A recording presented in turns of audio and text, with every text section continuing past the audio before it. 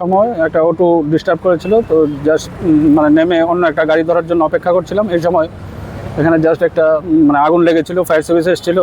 তো আমি একটা ক্যামেরা করছিলাম আর কি। তো ওই সময় কিছু মানে 50+ বয়স হবে এরকম 5-7 জন যুবক এসে আমাকে জাস্ট বললো কি মানে ক্যামেরা করছো তুমি কে, এরকম মানে কিছু একটা।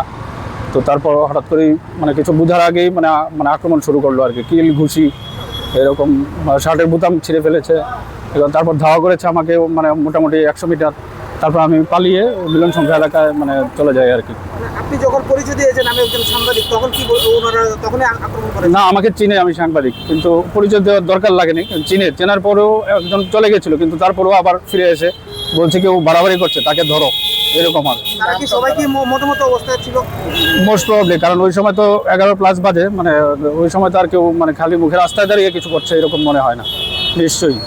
কি নাম দাদা? নাম জানি না, কিন্তু চেহারা চিনি আমি। কতজন ছিল? কাছাকাছি 7-8 জন হবে।